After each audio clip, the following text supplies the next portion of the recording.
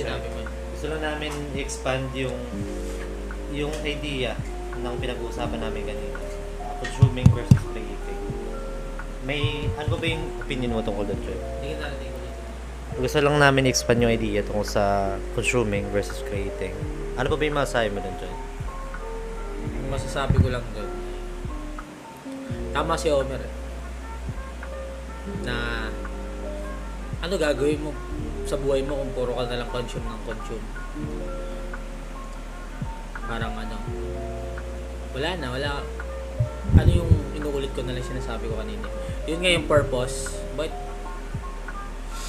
para sa pang humihinga ka, wala ka namang kine-create. Ayun. Tapos nakakaano siya eh. Ano ba yung tamang tayo? Ayan na naman tayo, hindi ko na mamalapit. Siguro tingin mo, nakakapigil ba sa ibang tao yun? Yung parang iniisip nila na, ano yung sabihin ko, parang wala naman opinion na worth listening. Parang katulad ngayon niya. Ako sa akin yun. Kung wala akong kanta na worth pakinggan ng iba, ganun ba? O kaya wala akong may bibigay sa mundo na. Hindi kahit kung ganun naisip mo, edi isipin mo na lang para sa sarili ko na rin. Yung sarili mong thoughts na lang o para sa'yo. Parang balikan mo mga 10 days from now, 5 years from now, ganun. Kahit ganun na lang, tapos i-record mo. May reward ba? Oo. Makikita mo yung growth mo. As a human being. Kaya makikita mo yung nagsimula ako mag-video day 1, day 2, day 3. Wala lang. Gusto ko lang makita sarili ko. Kahit ganun na lang, wag mo lang, kahit di mo na nga i-share eh. Hindi nga pag nag-create ka, di mo naman kailangan i-share eh. Pero sayang din naman. Yun nga yung punto ni Homer. Sayang naman. Ano yung kay Shakespeare, pre, yung ano, or forever, ano, yung sa wind ba yun? Or forever hold your breath ba yun? Forever hold your peace? Sa kasal Kaya yun. na, ano ba yun? Sa kasal yun, di ba? Sa kasal ba yun? Akala si Shakespeare. Nagpapaka-genius pa ako. Ano yun? Ano yung thought na yun? Yung ano? Hindi ko alam eh. Nakalimutan ka yung quote na yun. Or forever hold your peace, parang gano'n. Dami ko masyadong sinasabi. Siguro, tsaka ano ba yung alternative, di ba? Kung hindi ka gagawa. Ano pa bang meron sa buhay? Wala na, magiging spectator ka na lang. Ayun. Hindi ko alam kung ano yung joy dun Eto, sa- bakit ba gumagawa ka ng kanta? Bakit tumutugtog ka? Gusto ko mapakinggan ako. Kaya nga ano eh, hindi pag gumawa ka kanta, hindi lang naman ano eh, sa pandinig ko eh. Iniisip ko din yung pandinig sa tao kung maganda ba eh. Parang, Pero sabihin natin, hindi ka sisikat, hindi ka na, alam mo yun, yung hindi ka kikita niyan habang buhay, hindi ka talaga kikita sa pagkanta. Gagawin mo pa rin ba? oo. Nag-e-enjoy ako gawin siya. Yun. Sige, yun yung malaking bagay siguro. O kung, for example, hindi ka na pwede mag-gitara, hindi ka na pwede kumuha ng kanta, ano ba yung magiging epekto sa'yo? Siguro makakahanap ako ng ibang bagay na kaya kong gawin. Talaga? Hindi ba ganun ka parang embedded sa buhay mo yung musika? Ganun kayo embedded. Hindi, yung scenario kasi hindi ko na kayang gawin eh. Hindi, I mean, ano yung magiging negatibong epekto? Malaking negative effect yun kasi nakatali na siya sa kaluluwa. Lalim. Nakatali na siya sa kaluluwa. Kaya nga minsan sobrang nakatali siya na parang kung ano yung nararamdaman ko, ganun din yung yung kinakalabasan ng tugtog. Meron nga nilipas buwan hindi ako nagkikitara. Kasi yun yung nararamdaman ko yun. Pero masyado akong depressed. Hindi ko lang kaya gumawa. Ayun. Parang minsan kasi ang crashing ng depressive shit. Kaya rin siguro maraming hindi gumagawa kasi parang napakabigat sa pakiramdam. Ang hirap simulan. Mahirap simulan. Sobrang hirap.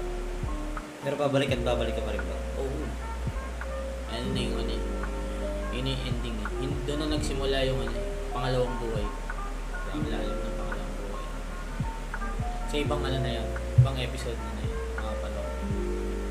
To summarize, Choy, parang ano ba yung gusto mong sabihin sa bakit ba mas importanteng nag-practice ka mag-create ng art instead of just consuming?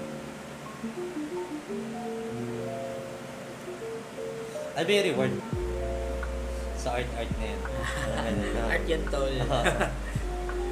Ang hirap kaya ako tahimik, ang hirap niyang Sabihin ng ilang linya lang. hindi mo ang hirap ng bigyan ng salita ng words yung nararamdaman. Ang surreal. Yun, parang ganun yung feeling. Hindi, walang kasing katulad yung saya. Hindi siya, kasi yung bagay na yun, hindi siya yung bagay ng parang 99% ng bagay dito sa mundo. Sayang ko ng ibang tao Yung bagay na yun, walang ibang makakakuha nun, makakapagnakaw nun. Not in a literal sense kasi meron namang mga art na nananakaw. Pero alam mo sa sarili mo na, ikaw gumawa niyan. Gawa ko to. Nilikha ko to.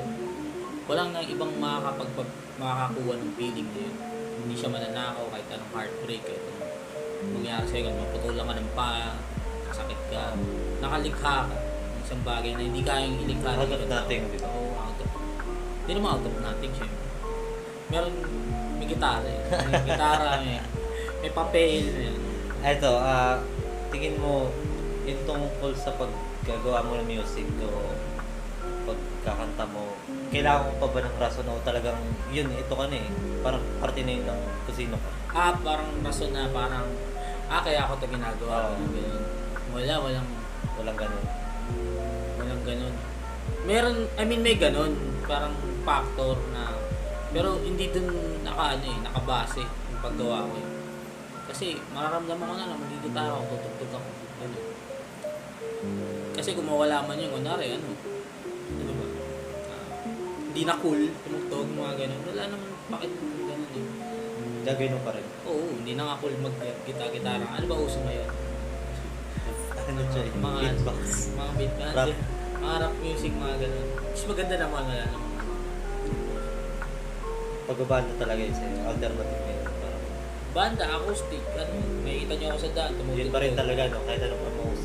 Ito na mangyayari. Hindi, malay mo, mag-rap ako. Matindi, no? Matindi, di ba? Lil Simon. Ano yun? Simon M.F. Cruz. Yan na nga. Dati rin tumutula ako. Nagagawa ko tula. Doon nagsimula yung sulat-sulat. Kaso hindi ako music malalim. talaga. Oo, hindi kasi malalim yung mga vocabulary ko Kaya pinadaan ko na lang sa mga melody. Sa tugtog, sa tunog, gano'n. Sa beat. Ayun. Harap na ito, may kape dun sa tapat namin. Coffee nila. Okay. Hindi pa. Ilang minutes na ba yan? 8. Ha? Konti na lang. Summarization, bakit mas okay na ano ba tayo nag-asama? Bakit mas okay na gumawa ka ng bagay? Meron isang quote dyan na naisip ako maganda. Kasi hindi lang naman sa tinapoy nabubuhay ang tao. Dito, legit yun. Ano nga yun? Tama. Yun yung amats niya sa akin food for the soul ba? Okay. Hindi lang tayo tama, applicable nga, hindi lang tayo nandito sa mundo para kumain, magbarami, o manood ng pelikula ng iba, makinig ng mga kanta ng iba. Meron pa rin, may kakayahan tayong gumawa. O mag-contribute. Kasi, hindi ata na ako basta. Ayun, food for the soul. Kasi di nga, kaya nga hindi ko mabigyan ng salita kasi yung nararamdaman ko, baka sa iba yung nararamdaman nila kapag yung nakakalikha sila. Siguro Choy, parang bilang tao, mayroong drive may drive yan. Sa loob natin, Yun. bilang tao na mag-contribute o mag-iwan ng baka sa mundo. Yun. Diba? Tama. Ano yan primal instinct na magkaroon ka ng imprint sa mundo. Kaya nga medyo maging SPG sabihin ko. Yun. Kasi may iiwan ka para sa mga sumunod na henerasyon. Pero hindi mo iniisip yun parang hindi nga. Parang feeling mo lang kailangan mo na gawin kasi nandito na sa loob. Kailangan mo lang siya gawin. Gawin mo na. Tigil mo na yung ginagawa mo kung ano man yan. Kung kumakain ka ngayon, Costume ka At ngayon. gumawa ka ng kanta ngayon. Hindi naman Ngayon kanta. mismo. Hindi naman kanta. Kahit ano, kumuha ka ng visual. O sige, kung kumakain ka, video mo sarili mo kumakain ka. Magsalita ka, sabihin mo kung ano gusto mo sabihin sa mundo. Huwag mo isipin kung ano yung sasabihin ng ibang tao. Importante masaya ka. Eh, si Matthew, meron bang thoughts dyan? Eh, pinag-uusapan nyo yung Matthew. Creativity. Hindi. Creating versus consuming.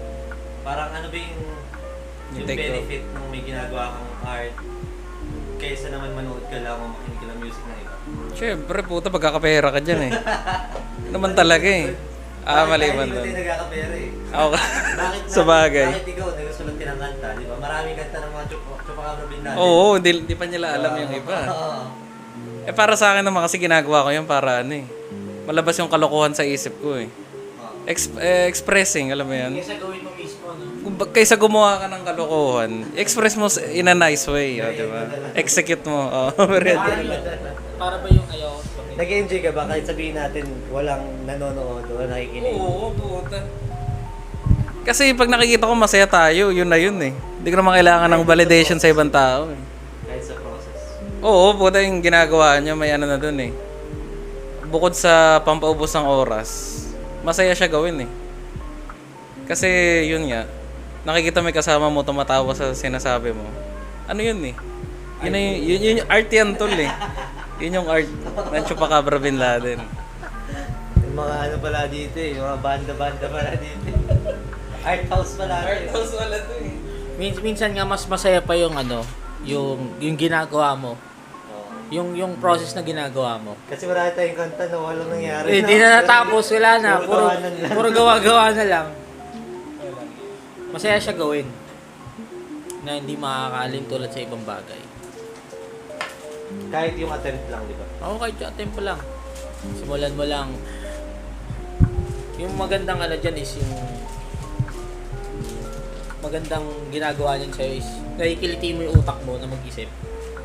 Kaysa naman yung brain rot ka lang, nanonood ka ng kung ano dyan, cellphone mo lang, ganyan. Nanonood ka ng mga reels. Mabubulok ka na lang sa mga reels. Nakaka-addict yun, guys. Grabe. Kaya nga, ano eh, in-install ko yung Instagram ko pati Facebook. Sa YouTube na naman nanonood. YouTube shorts Wala na. rin yan. Oo. Kasi nag-YouTube ka, uninstall mo yan. Ako nga YouTube shorts ako eh. Kasi basa na ng YouTube yung algorithm ko. Iniiwasan ko din yan eh. Kaya ikaw, pagbutihin mo, pag-aaral mo, Excuse ba yan, Chay? saan? Man, excuse ba yan na kanyari nanonood ka ng Instagram Reels na Facebook, ganyan. Sabihin, ano naman may natutunan naman ako kasi mga pinapanood ko, mga did you know? Ayun, Excuse ba yan? hindi excuse yun. Kasi ako kung tatanungin mo sa lahat ng napanood ko, meron ba ako na-apply sa totoong buhay? Wala. May Tangina. naalala ba? Wala rin. Wala, it's nonsensical man. Walang tumatatak na lahat, surface lang. Wala. Pero at least alam mo yung mga bubuyog pag nawala sa mundo, mamamatay yung mga ibon, tapos sunod tayo. O, di ba? Di ba? At least aware ka na mga ganung bagay. Dapat di mamatay yung mga bubuyog. Pero ending wala ka rin ginawa para iligtas yung mga bubuyog. Alam mo lang. Nakaka-alarma na nga eh. Kasi parang mag-isang taon na ako di nakakita ng bubuyog eh. Paano na yung mga ganun? Si Mr. Know-it-all pala. Hindi na pala ito si Beeman talaga. Kasi ganito yan guys, kapag yung bubuyog na wala, mawala yung pollination. Si Mr. Environmentalist Oo, pala ano dito. pala ito? Pag walang pollination, pag nawala yung pollination, mamatay yung mga halaman. Pag namatay yung mga halaman, walang kakainin yung mga insekto. Off topic ka tayo, Choy. Tungkol sa ano eh. Pag namatay yung insekto, Ayaw nga natin yan eh. ayaw nga natin. Kasi wala namang gamit yung matusin lang eh, di ba? Wala na, kinain na rin ako. Ang lakas ko magsabi ng kung ano-ano. Wala na. Biktima rin pala ako. Lumilis ka agad ng landas. Lumalabas ang tunay. Eh. Ayun lang, isang ano lang yan, patunay na ano, tao rin kami. Kaya yung mga sinasabi namin, nakaka-relate Siguro rin sa ano inyo. lang, paalala lang rin sa sarili Paalala. natin. Oo, yun. Papanoorin ko Lagi to. ko kasi sabi sa mga videos ko eh. Kaya ako kasi sabi yun, i-share kasi gusto ko lang rin talaga maalala yung mga lesson na Huwag ka mag-consume. hindi lang tungkol doon, yung mga ano rin. gumawa ng video tungkol sa negative thoughts. Oo nga no. Yung negative thoughts. Ba't nga ba tayo may negative thoughts? Hindi ko rin alam. Hindi mo alam. Saan ang gagaling? Siguro, off topic na to pero kasi nung caveman days Okay, natin, then. kasi hindi ka mabubuhay kung positive thinker ka eh. Andyan yung Leon, nakita mo yung Anino, iisipin mo, siguro lang yan, sa utak ko lang to. Kaya laging, instead of thinking positive, naka-benefit sa atin yung thinking negatively. Na mas, Survival. oo, kasi kung mas isipin mo yung mas na problema, lagi kang solve ng problema, laging naghahanap ng problema yung utak mo na Naka-hardware na yung utak natin na oo, na gano'n. Yung utak natin yun, hindi na applicable sa mundo ngayon. Kaya nagagawa na tayo ng problema na kasi dati chat, kumain lang problema na eh. Oo. Kaya kailangan lagi tayong parang gumagana yung utak natin para maghanap ng mga problema na kailangan natin sa piso. Problema na natin ngayon, ano kakainin? Ba't may mga babae hirap tanungin kung ano kakainin? Di ba? Isang example yun ng negative thoughts. Tanong nga natin kay bakit hindi niya alam yung kakainin? Kaya natin tatanungin. Sagutin ba natin yan? Hindi, sa susunod na Ano ka ba na siya ngayon? Balik na nga tayo sa original topic natin. Yung gusto ko talaga itanong sa'yo. Hindi. Consume. Pero yun na nga, yun na. Ano yun na? So may hindi. bigla. Ano lang. Ito, seryoso. Ayun lang, the fact na buhay ka, na may boses ka, may right ka para pakinggan, may right ka na alam mong meron kang may babahagi kasi unique yung experience mo sa buhay, sa mundo. Kaya ba't di mo gawin yun? At saka kung nag-enjoy ka naman na gumawa ng art o kung ano pa man, hindi ba yung enough na reason para simulan? Di ba? Kahit para sa'yo lang. Yun lang. Ba, Choy?